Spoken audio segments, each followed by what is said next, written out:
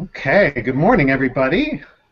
Welcome to the post-GSN Congress Google Hangout with Simon Robinson and Larry Prochazka. Um, so welcome, everybody. I can't believe I was just connecting with Simon and Larry. I can't believe it's been almost 2 weeks since our event completed. It's been certainly a whirlwind in my world, and from what I can tell, it has been in many of yours as well. So really just want to start, if we can, by handing it off to Larry for a little bit of a recap. Larry, I think you've been getting some feedback from some of the Congress participants. Can you just get us all back on page a little bit with some of what you see coming out of the event? Yeah, it occurred to me too to remind people of the Q&A function, so that if people are watching, I can see on one of my pages there's a few people, that Q&A function on the left-hand side, so that it's not just the three of us and with Bonnie when she joins us. But if you have questions or comments to share with us, please pop those in there. So I was just sharing some of the comments I'm hearing from people and some of the feedback I've gotten and some of the questions that continue to come up. Just generally the sense of people being absolutely delighted to be a part of this event. And there's something that happens there in terms of nourishment, refreshment, inspiration, and so forth. So one of those questions that continues to come up is, how do I maintain that?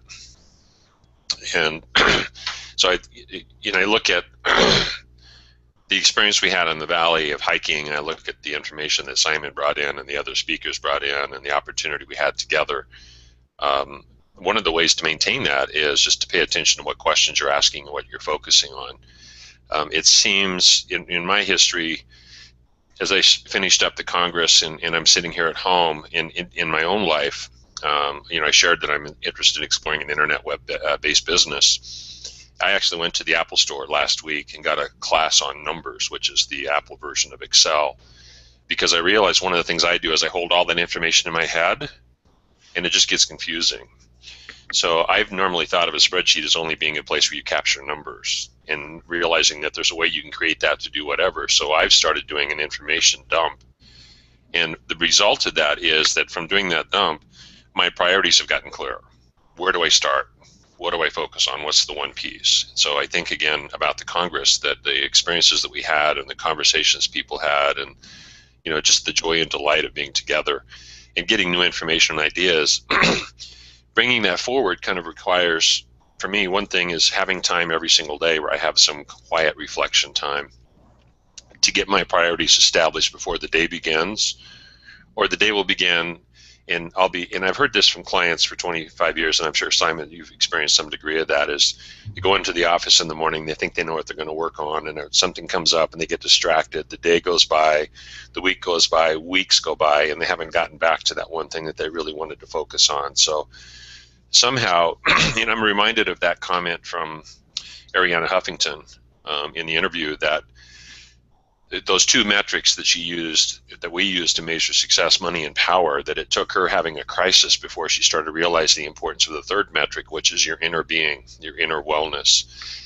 And that's not something that's naturally rewarded, honored, and valued in most work environments. So the comment she made was that had always been important to her, but it was never central to her life. And so that's one of the things that has resonated with me since the Congress, is whether we're aware of it or not, there is something central to our life. And I think it feels to me, for a lot of people, if I'm not conscious about that, what becomes central to our life is busyness. That's like the merit badge of being a worthy human being, a productive human being, a productive business person. So I guess the last thing I'll say about that is just kind of a reminder that every single day I do something. I got up this morning, I got my journal out, and I'm rewriting my goals, and I put those into writing because it makes them more concrete and tangible than keeping in my head.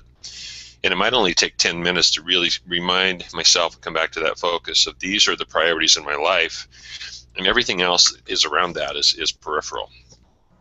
So for myself personally, I think it's been 10 or 15 years ago when I heard Eckhart Tolle talking about with the New Earth, inner purpose is always primary, outer purpose is always secondary.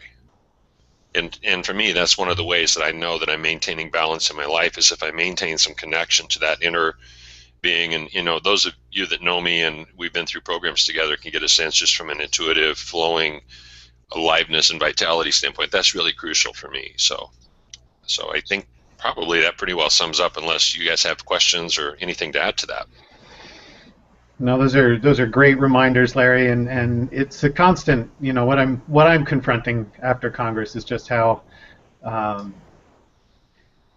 how easy it is for me, at least, to get really excited and try and jump in too fast or get ahead of myself with certain things. And so, I'm reminded that a lot of the concepts that were brought up, really, I'm careful not to think of them as, okay, I got that. That's in my toolkit. I know how to use that. It's more that many of the concepts that were brought up, particularly around holonomics, are things that I really need to chew on. And so it becomes a challenge of taking action now and today with things that really need and want to happen. And then also having time to integrate some of those messages from Congress. Simon, just if you could, for the people who were at Congress, as a recap a little bit, and also for people who weren't there, could you just give a little bit of a high-level recap, if you could, of some of what was said at Congress, some of the challenges in the information that you were bringing through from holonomics? Yeah, absolutely. Hello to everyone who's watching the Hangout. I think it was quite remarkable what happened. I've done a very large number of, keynotes and presentations at a number of conferences, but this was very different. And the reason was that holonomics, it's very, very deep in terms of the insights that Maria, who co-wrote the book, and I are bringing. It's very, very deep. And so what happened at the Congress, we started off on the Monday with me giving a keynote on holonomics and what I call the dynamic way of seeing, the dynamics of seeing. Then in the afternoon, we carried on exploring holonomics from the point of view of leadership. And then on the second day, in the afternoon of the second day, we explored a phrase that I call customer experiences with soul.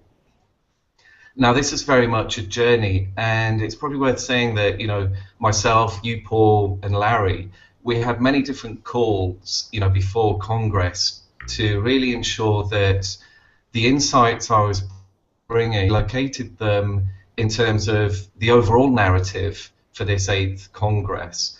And also we wanted to really continue the story and a lot of the work that Larry was doing from last year with Simon Sinek and Finding Our Why. So what I did, this gave me an opportunity to really go deep into holonomics and take people on a holonomic journey through the 4 elements. I absolutely love the fact that the theme, every year, Green Spire Network, you guys pick, one element, air, water, fire, and earth. One of these elements to really focus on is the theme, but it was interesting that you guys said, actually, you know what, this year it's the 4 elements, and I actively use the 4 elements in this journey through the 4 elements in helping people go through the, and experience a transition of consciousness. So I wanted to talk a lot about wholeness, because ultimately at the heart of holonomics, there are 2 very interrelated themes. The first is wholeness and how we experience wholeness. And the other theme is human values, the 5 human values of peace, truth, love, right action, and non-violence. And when you experience wholeness in your personal, private, and business life, then kind of very naturally you gravitate towards the universal human values, because how can you act in a different way towards the other or other people when all that you experience is wholeness? Now, this is a very deep message, and there are some real practical implications of holonomics. Firstly, for leadership, and also for the way in which we design our customer experiences. because this really gets to the heart of what the essence of our organization, our products and services are.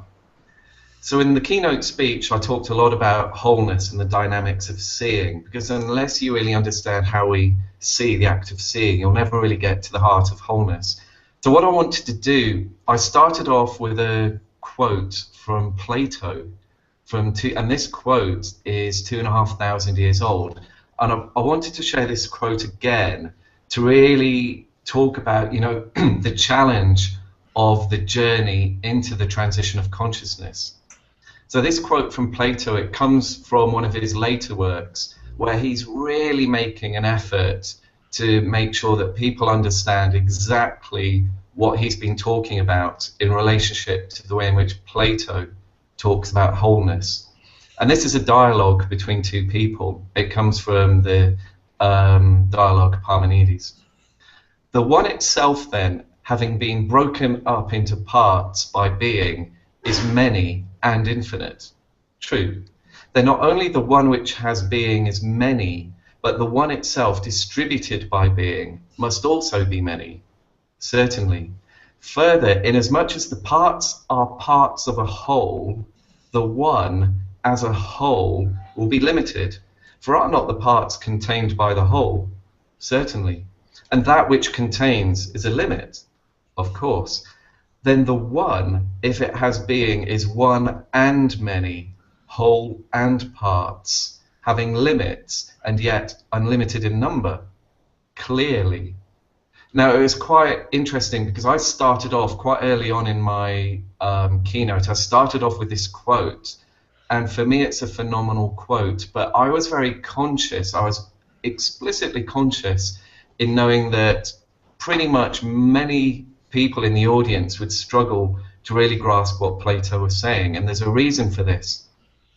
And it was interesting that, Paul, you said to me, the people who come to Green Spa Network Congress, they're a very special group of people, and they are. I met them. It was absolutely phenomenal being a part of the Congress. And the key thing that people say is that, we're full of heart as well as thinking people. We really are truly full of heart. And that's an interesting observation, because when we really come to think about wholeness, it's not just about being in our heart consciousness. It's not just about being in our head consciousness. For me, there are 4 different primary ways of knowing the world, knowing reality. And these are thinking, feeling, sensing, and intuition. Now, this is a very, very core insight, because again, a lot of people who are maybe now managers of spas, they started off their careers actually working in a spa, maybe being a healer, maybe being a therapist. So these people, they're very much feeling people, they're very much in their heart consciousness, and also they'll be very much sensory people, especially if you're like a masseur, you're very focused on touch and the sensory aspects of being. And I guess a lot of people that come to spas, some of the customers are very stressed out, they're in business, they're very much in the thinking mode. So the actual service of a spa is very much feeling and sensory.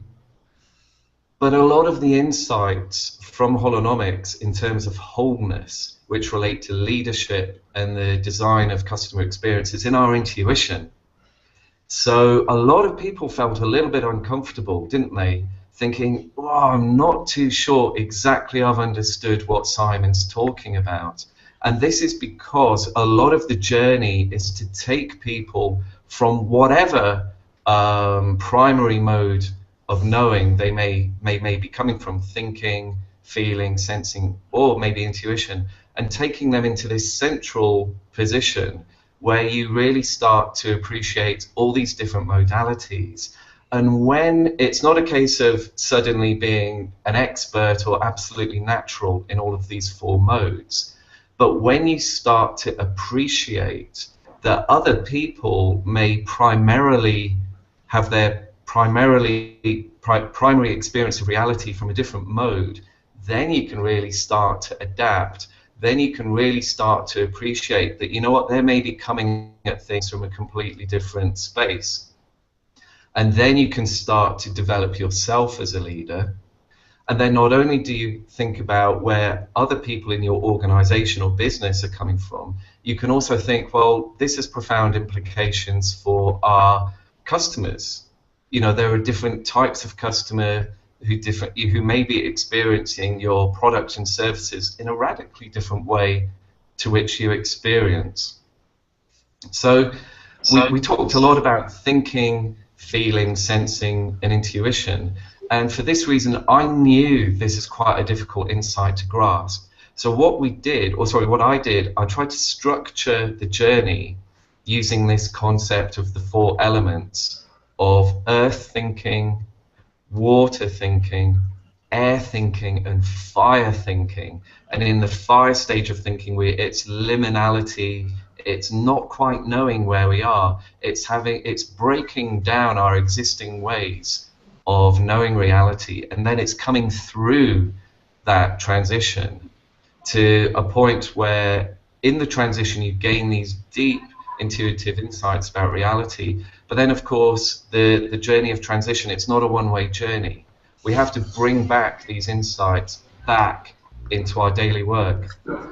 So that's why when we discussed leadership, we went from fire, which was the end of the keynote, into the air. How can we be inspired by nature? How can we let starlings and, you know, this meditation on starlings inspire us as leaders?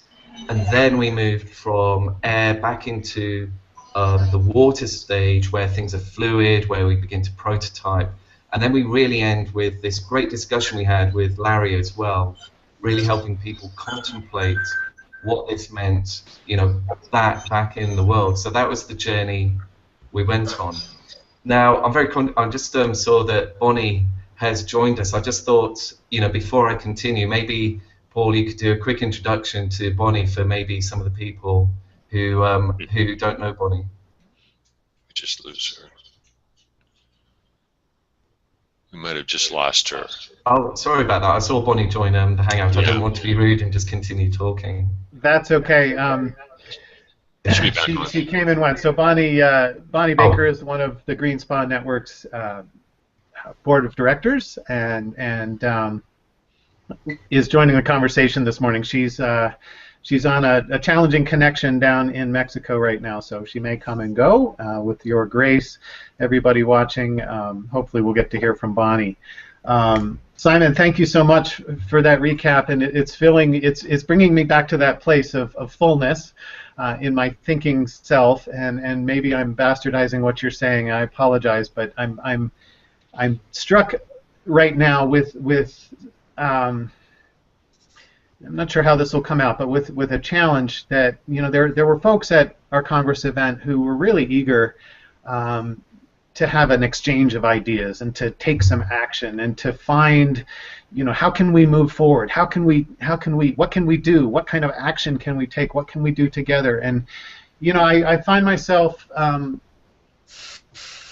at odds really with how to respond to that. So I want to bring that up, and I guess what is at odds for me is that, you know, this challenge around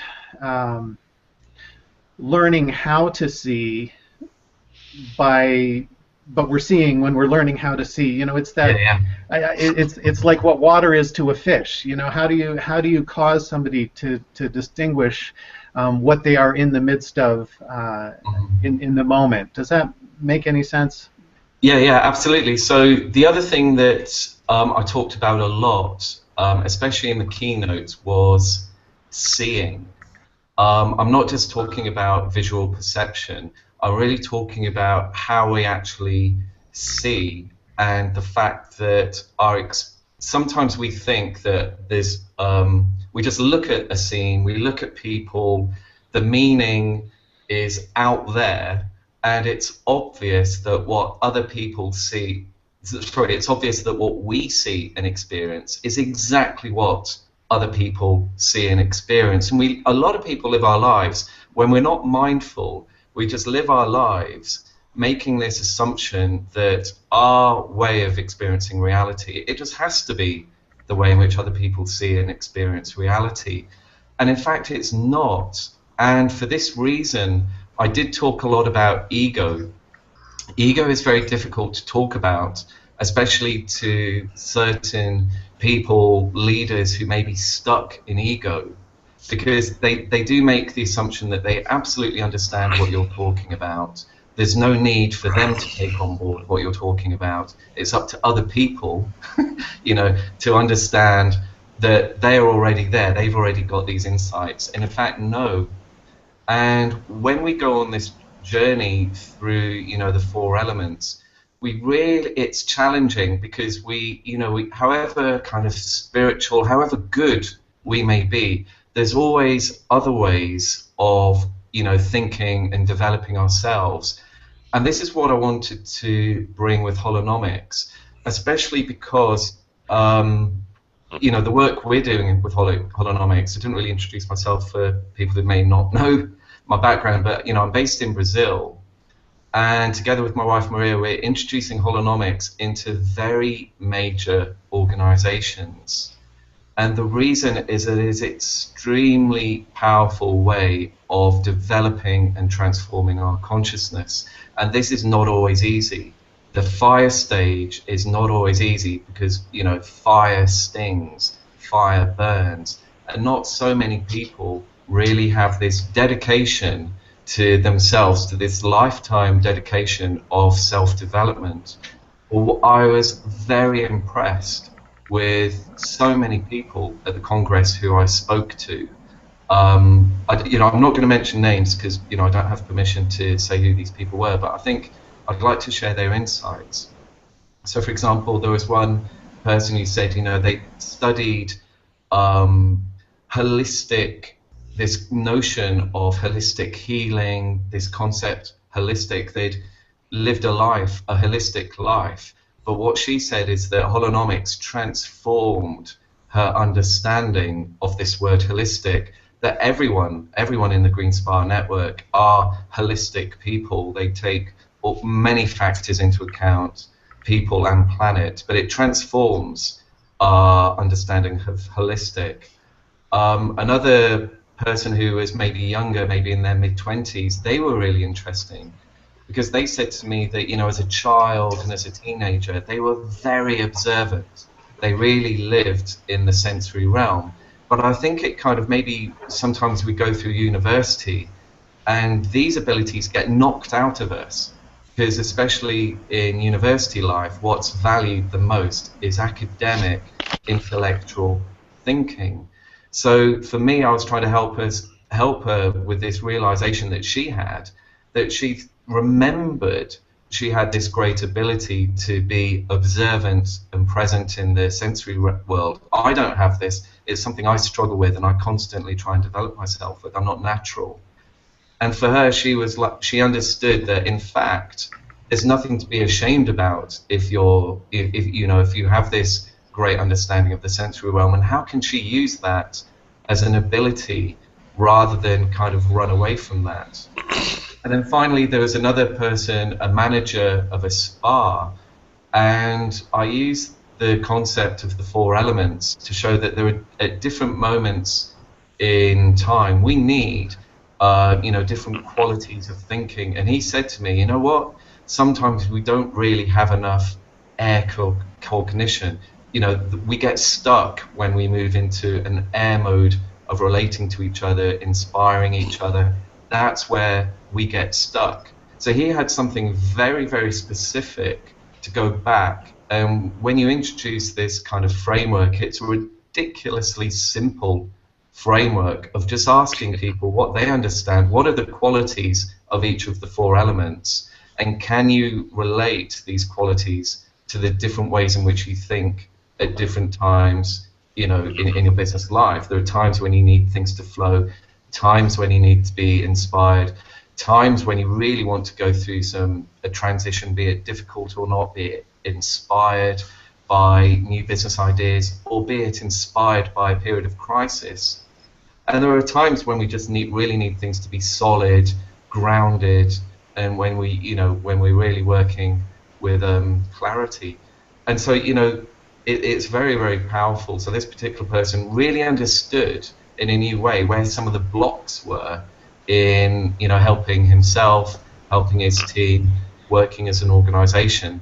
So, that was particularly interesting for me in terms of these conversations that people had with me afterwards, saying, you know what, Simon, you triggered this for me, or you triggered that for me. And I know that quite a few people are going to be going, are currently now reading Holonomics. A few people took away a copy of the book from the Congress. There's a huge amount there, but as we mentioned with Larry, for the final session, we really made sure that there was some very high quality dialogue. It was about an hour and a half of mainly people dialoguing with each other. And ultimately, I have this concept of customer experiences with soul. For me, it's not enough just to approach your customer experience in a reductionist manner, where you write out and you map out your customer experience. You find one part that you want to focus on and you develop that. Customer experiences with soul have this dynamic concept of wholeness, where the essence of your organization fully comes to presence in each part. And when you have this more soulful understanding of what exactly is your purpose, your proposition, then it completely transforms your approach to the customer experience, and you're continually looking to ask yourself, is our organization, our spa, our product, our service, is it experienced as an authentic whole? Or, are there bits that don't quite gel together that maybe we need to take a look at because we're not fully being authentic here? So I would like to throw if I could step in for a moment, Paul. Yeah. In 2 weeks, Simon, I'm facilitating a full-day creativity training. And the primary challenge is people are so stuck in their ways of looking that they forget there's other ways of seeing. Mm-hmm. And so 2 things pop into my mind. When I worked with the FBI and I asked them what the value of creativity was to them in their work with the FBI, 65 people in tables discussing that came back with all the reasons why they couldn't be creative. Well, from a particular mindset, rules, regulations, policy, procedure, and so forth, there's a bit of truth to that, but it's also pretty rigid. And so the next question I asked them was, what's the importance of creativity to the criminal mind, and who do you work with? And all of a sudden, just that question, they're working with people who don't play by any rules. Mm-hmm. And so when I facilitate that creativity, Leonardo da Vinci said that he's highly suspicious of the first way he looks at anything, because it's generally the same way he always looks at everything. Mm-hmm. And so that moment-to-moment self-discipline of like, wait a minute, I know I have a habit. I know I have preconceived perceptions. And so in this moment, it's like, well, let me stop and ask myself, how am I looking at this, and what's another perspective? So I think one of my favorite tools is called a reversal. And when people have a topic that's of issue to them, so it could be running the range from teamwork to motivation to effective meetings and so forth, the moment we start talking about that, they get serious, their brain locks up, I can see the tension form on their head, in their face, and the likelihood of getting creative ideas is minimal. If I take them to the opposite perspective and ask them, what if you wanted meetings to be even worse? What if you wanted them to be less effective? And now they're laughing and they're playing and they're joking, but the topics they're bringing up are topics that happen in meetings every single day. So, fully even from that creativity standpoint of, from that consciousness standpoint, what that brings back to me is a comment from Conversations with God that, so one piece from that book that's walked around with me for 15 years, and that question is, who do I choose to be in relationship to this? And what that does for me is, instead of being in that automatic, habitual, perhaps ego-driven mindset, in this moment, it reminds me that I have a choice and that there's other options and perspectives available. So, it's the same thing you're saying, but just really strikes a chord now, especially as I'm getting the creativity training together for people here in a couple weeks. So. Yeah, and also the other thing that triggers for me is that I've mentioned, the spas a lot, But obviously, the great thing about Green Spa Network is that you've got so many suppliers of products, of beauty products, of say massage products as well. Um, and these guys, they need to think about their customer experience of how do people experience these particular products in relationship to the experience of a spa as a whole. But then also there's a whole different other experience, which is the sales team. How are they really living the values and the proposition, and how do they really come together as an authentic whole? Mm-hmm. So there's many different ways in which you can apply these particular insights. How can someone who's really trying to talk about the benefits of like the particular product to a spa manager, and also not just the spa manager, the hotel management team, the buying team. If you can really step into the four ways of knowing, you can really try and think about, okay, well, what's the primary modality that I really have to help someone first get to know our product or service. Yeah. This is all a lot of stuff. Really, really great to chew on. I know people are, left Congress and very eager. We have motivated people. How do I apply this? They went back.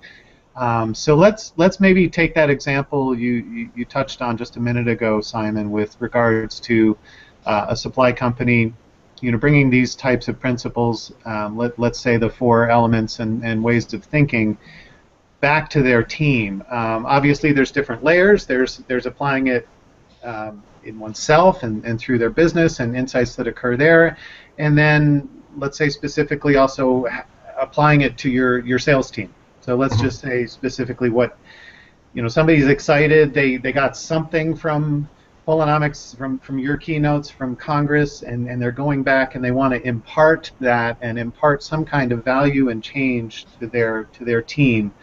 Do you have any examples of people you've seen do that with your work in the past, or any particular tips or insights you can offer? Yeah. In fact, there was I wanted to share one particular conversation I had at the Congress, because I suppose like you and Larry, we had various different side conversations that we didn't necessarily have the opportunity to share with. And this really relates what I was talking about.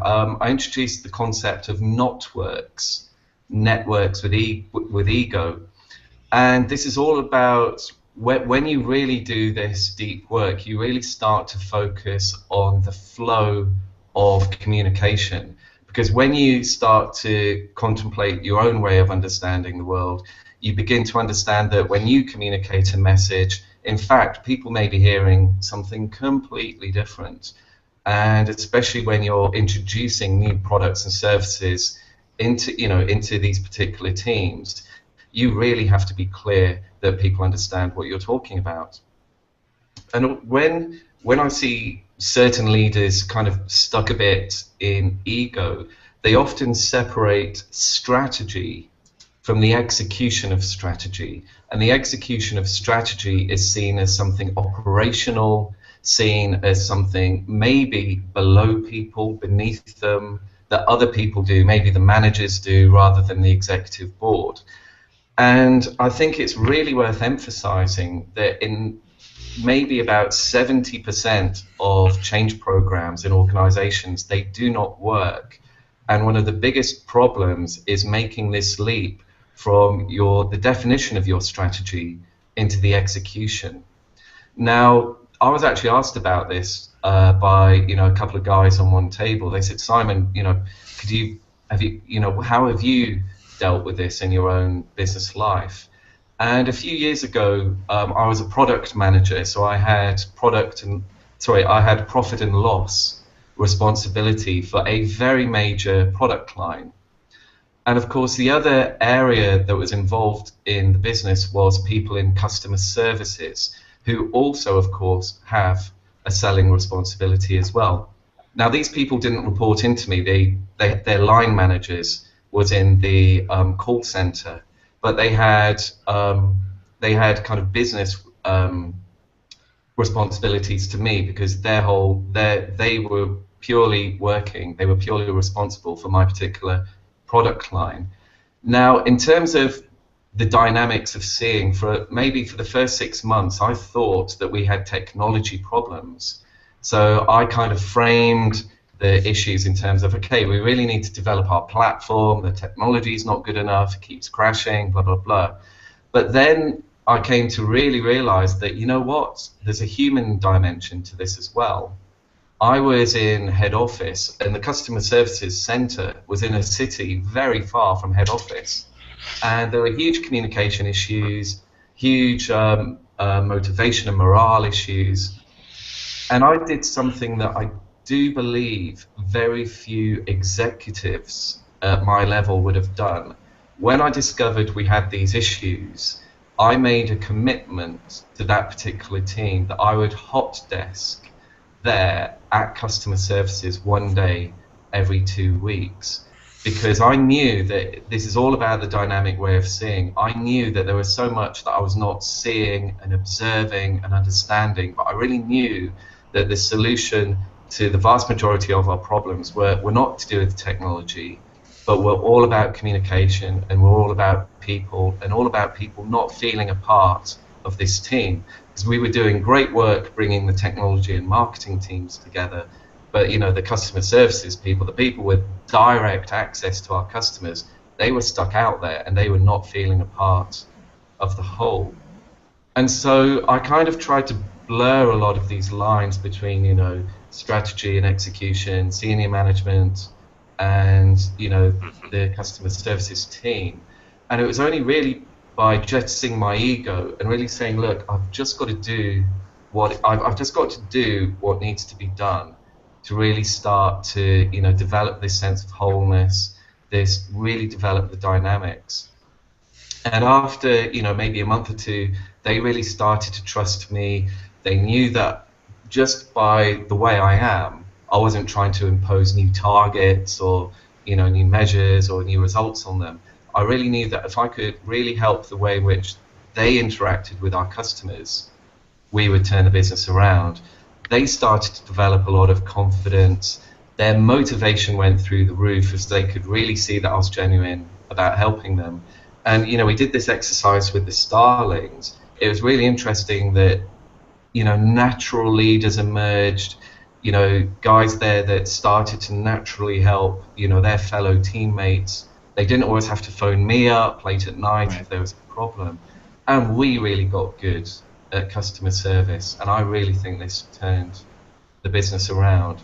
So I'd say that is a very strong example of breaking out of like this knot work where you're stuck in ego, you're stuck in the hierarchy, and you really break out of that and say, how do we really need to be working as a team to really get done what we need to get done? And this is very applicable in sales teams, which are obviously often highly distributed geographically, but they really need to be tight as a team, learning about what works, getting that communication really flowing in a way that where there aren't blockages due to kind of, you know, the hierarchical structures you've got in place. That's great stuff, Simon. And I bet Larry has some ties with his work. But for a second, let me just drill down. So very specifically, what I got from your description was that you had an epiphany of ego awareness, where you decided that you know, there wasn't something to fix about the process, that you needed to insert yourself, maybe out of an idea that maybe, you know, just to be disruptive, really. And so then I'm also inferring that after a while, after a period of a couple of months of you being, you know, on the hot desk with the team, they had an epiphany too. Can you describe what maybe, because I'm listening to, they're learning about holonomics. They might not even be interested in that, you know, but they got something out of your. Yeah. This is very much about moving away from, because when you're a senior manager, often you're completely targeted on just quantifiable measures. You don't. The human element isn't often a part of the picture. Your lives are based in spreadsheets. You're there going through sales figures week in, week out, reporting sales figures to the board, and you don't necessarily have this human element. And when I really started to, hot desk down there in customer services, you really start to understand everyone fully, not just, as a statistic or a financial cost, but you're really understanding people's personalities, the fact that, if I as a manager haven't done my job and communicated, the full details of a new product launch, well, of course they're going to be not confident, talking about these things to customers. So I really start in terms, and the other thing that people will often say is, oh, we don't have budget for training, and that's an absolute killer, because training is everything. And if you don't have budget to get other people to do these big training programs, you can't afford to take these kind of guys out of their jobs, say for even 1 day or 2 days. You need to be in there really developing natural leaders, helping them to help themselves. And it was interesting with a customer call center. You can sit down with someone and you're listening in and you're really getting close contact with customers. What are customers saying? And with very tiny things, with subatomic particles, you have to spend millions and millions of pounds, to build something, to do research. With very big things, when you build like the Hubble telescope to look out into the universe, billions and billions of pounds to do that kind of research on very big things. But for human-sized research, you really don't need to spend much money at all. All you have to do is get close to your team and get really close to your customers. Take off the ego and really make sure that you've understood what the customers are saying from the customer's perspective, and you understand what the team are saying from their perspective, and it's a very deep listening. And you can't do this with ego, because you're just going to hear what you expect to hear. And again, once the people in the team can really see that you're a manager with very deep listening skills, and of course listening, it's entirely related to seeing. Once they see someone with very deep listening skills, and abilities and a desire to deeply listen, they will react. It's not a case of you needing to enforce your ideas onto other people.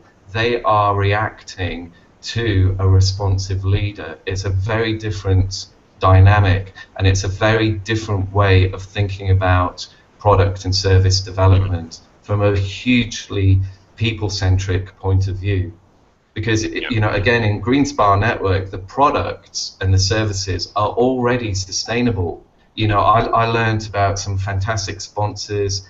There are people developing, kind of beauty products, where they have their own farms, and they're growing, their own ingredients. The physical sustainability aspects are absolutely wonderful. But we need to do more than that. As you say, the strapline of GreenSpire Network is vital people, vital planet. So I was trying to give people this deeper sense of really what does it mean to break out of ego and to really have this whole ecological consciousness, and what can you achieve from that? Brilliant. Larry? Well, two things. Same kind of principles, but just a slightly different languaging for it. Jim Collins talks about in the level 5 leadership, looking out the mirror or looking out the window. And when you look in the mirror, you're asking the questions like, what is it about me, my communication? Am I giving them enough training? Was I communicating clearly enough? And when you're looking in the mirror, it's about taking the ownership and responsibility here first, like what am I modeling, what am I embodying? When you're looking out the window, it's pointing the finger of blame. So to me, that's very much speaks to that whole ego aspect of what you're talking about and the relationship building. Corporate spas, products, classrooms. Because for 3 years I did in-service training for school districts across the United States, and I read a story at one point about a teacher that was having a problem with students in the classroom, and they were disruptive, and they wouldn't sit in their chairs, and they wouldn't hang their clothes, and so forth. So one day she got to the classroom early. She took all the desks and pushed them back up against the wall, and she sat on the floor in the middle of the room with the box beside her. And the kids came in, and they're looking at her like, immediately they knew something was different. So when something's different, the behavior is going to be different. So they did something they normally didn't do. They all hung their coats up in the closet, put their things away, and she had them come sit in a circle with her in the middle of the classroom. And she said, today we're going to do show and tell. And what we're going to show and tell is me and my life. And what the box was full of is artifacts that explained why she got into teaching, teachers that had influenced her life, who she was as a human being, hobbies and interests she had. And the point of the story was the classroom improved because she transformed herself in front of them from a teacher into a human being. Mm-hmm. And to me, that's the same sort of message. The first thing, going back to work, kind of the comment I made at the conference is the difference between doing and being. So who are you being? And that's the question when I work with supervisors, managers, leaders, and so forth. What is it about you that might accidentally be causing the problem? So, Simon, you mentioned getting their nose stuck in a spreadsheet or budgets or timelines or profit loss statement and so forth, and they forget that the way that they're going about doing that is negative, it's critical, it's fault finding, so nobody wants to have anything to do with that. So, to me, a lot of that comes back to that part is like, well, wait a minute, who do I choose to be? And when I'm at my best and I'm being conscientious, and part of that related to listening is receiving, talking is controlling. And that simple act of being fully present with another human being and listening tells them emotionally and on all of the levels, you're important enough for me to be present and be aware and focus my attention on you. So yeah, I just kind of want to demystify that process and look back. What are the little simple things that are within my domain and my realm of control that communicate the messages like you did, Simon, when you went and set up the hot desk and said, look, I talked to a CEO of a company once, several years ago, and it was 9 o'clock in the morning, and first comment was that he was a little slow and really tired this morning, so if he said anything funny, give him a break. He went out to the maintenance facility last night at 2 o'clock in the morning, and I'm assuming he's out there because there's a problem. He goes, no, we have 24-hour shifts. Those people never see me. I went out last night and spent a couple hours just to let them know that I care about the work they do, and I appreciate. Didn't say anything, didn't do anything, but he showed up. Mm-hmm. That's a pretty simple but powerful way to let people know that they matter. So, yeah, that's the way I connect with that. I'm queuing into something about responsibility, and just going to go with it here. So, there's a way, and I think it's probably true in all kinds of different settings, but in the spa industry and in my journey, I'll own it along the way.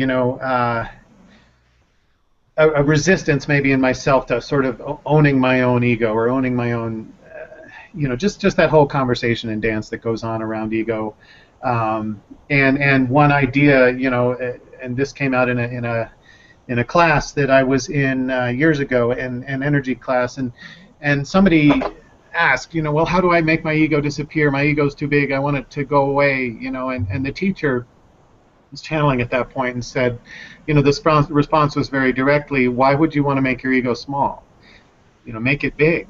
And if it's big enough to include everybody, then you're getting somewhere, and so I've been working with that in my life, and throughout the spa industry, the point I wanted to make was that maybe there's a way in which we would come back excited and filled and personally empowered from a conference or Congress experience like last week's, and almost want to defer, like see an opportunity, but want to put it off on our boss or put it off on our leaders or on our staff or on other people. It takes a certain kind of courage to own one's role in the matter, and in your case, Simon, to go hot desk with your customer service team, or in the case you just described, Larry, to to realize, hey, let's go show up at 2 in the morning when these folks are doing what they do. I'm not sure exactly where I'm going with that, but I have a feeling that folks have come back from our Congress, at least some, with that kind of challenge, with that kind of personal. It's confronting. It's challenging. Yeah, I think this is what. I'm sorry. Yeah, I think this is what's great about really developing the network, because Green Spire network, because it was interesting that just before, forgive me for not remembering exactly when, but shortly before the Congress, you you changed the membership structure, and so this has allowed a lot more people, to come in. And the interesting thing about this particular hangout is that the network will never really be fully resilient if it's just one Congress each year. As I said, Marie and I, we define sustainability in terms of the quality of the relationships. So in terms of developing the network, it's how can we help nurture the different relationships that form at the actual Congress. There were many friendships formed, many friendships formed as people came together again.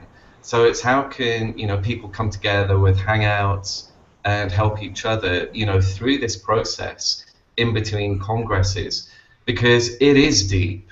What I discussed was incredibly deep, and as I said, there's not so many congresses which really allow you to go boom right into this sort of very deep level. The other thing I'd just like to finish it with is we're using the word ego, but ego's not necessarily a bad thing. Right. There's good bits and there's bad bits.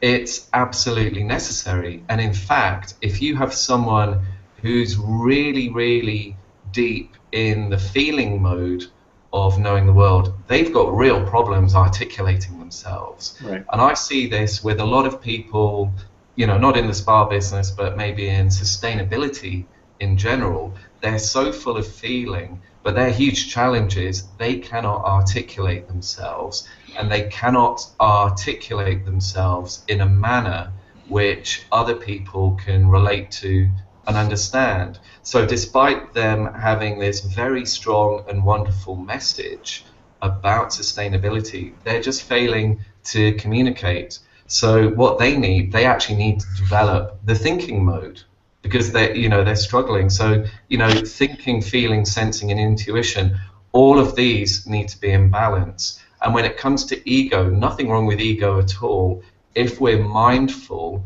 and we understand that in this particular reality, ego is giving us an experience of difference. But we must never forget that when we truly experience wholeness in our intuition, there's a single perceptive act, which is differencing, relating. Yeah, and this is a real key insight. We don't ever simply experience difference. Whenever we experience difference, we also experience relation at exactly the same time. But sometimes when we get stuck in ego, it kind of just shows us the difference, and we're not mindful, and we don't realize that in fact we're differencing, relating at the exact same moment in time. It's one single whole act of perception. Yeah. Yeah, I say that the aspect of that too when I think about ego is how competitive our culture is. I just spoke with a friend who went out of the country, went back and visited where his parents came from, and they were, it's a country where they were persecuted, and a lot of his relatives died, and got involved with some habitat work over there with building kitchens and restrooms and so forth. And the thing he was struck with when he came back here was how much stuff we have and how unhappy people are compared to where he's visiting. And the notion comes back to me, Paul, in relation to your question of there's an enormous array of possibilities that I could choose to invest myself in. Which one has heart? So that comment comes back to my mind that I read in a book years ago, the mind makes a wonderful servant but a terrible master. And so having that balance for me means that out of all these possibilities, and here I'll come back to travel again. I've always got a list of places I'd like to go and things I'd like to see. And I'd love to pop into Sao Paulo and spend some time, get to meet Maria and visit a new culture. So what happens is I start looking into possibilities, but I don't go any place until something reaches out and really inspires me. And I feel that inspiration. And when I feel that inspiration, everything flows. So the question that comes up in my mind is, I see something I want to do. What's the motivation behind it? So, excuse me, it's come from that place where, I'm really impassioned about this. And if I'm impassioned about this and it resonates with other people's heart and soul and it makes a difference in the world, that's something that's easier to get people enrolled around. When it's just a big, huge project that's going to take more time and people don't feel that level of engagement, I'm going back to that quote from Joseph Campbell. Preachers often err by trying to talk somebody into a belief rather than revealing the radiance of your own discovery. Mm-hmm. So when something touches your life, stay connected to that radiance and stay connected to that. And to me, that's when the energies of the universe show up and help that flow, cause things to happen that are going to make it possible that never might have existed before. That's a great place to begin to wind things up, Larry. We're coming short on our hour, and really I've opened up lots of questions. I want to wind this up and really underscore. We've learned that as it comes to awareness, it's really useful to stop and apply some of the principles that Holonomics and Simon has outlined. And not just assume that what we think is true is what's true, or even more, not just to assume that what I'm saying or thinking is what you're saying or thinking, using the same words. So that framework that we're beginning to define that can help to provide some clarity around that as we learn to communicate on different levels is really valuable. I think I'm looking forward to another hangout. We're going to continue to do these to follow up with some of the energy from Congress. We'll take a look. I think it's a great segue with these points around ego and discussing difference and sameness, the oneness and the part. I'd like to pick it up from there if we can. Hopefully we'll have Bonnie on board for that next call and take more of your questions as well. So I just want to thank everybody for being here today. Thank you, Simon. Thank you, Larry, for your time. Thank you. And thank you. As for me, just being at Congress was a fantastic experience. We had 2 days in Yosemite Park before the Congress proper started. So it's just really wonderful. Sort of sharing a lot of this deep thinking with such fantastic people. Well, thank you, Simon, for sure. It's great having you along, and I love that we're not just treating this like a speaking engagement that's done and over. Okay, on to the next thing. We're really taking the care to drive it through and get as much out of it as we can. So, thank you so much. Have a great day, everybody. Yeah, thank you both. Yeah, take care, guys. Cheers. Bye, everybody. Bye.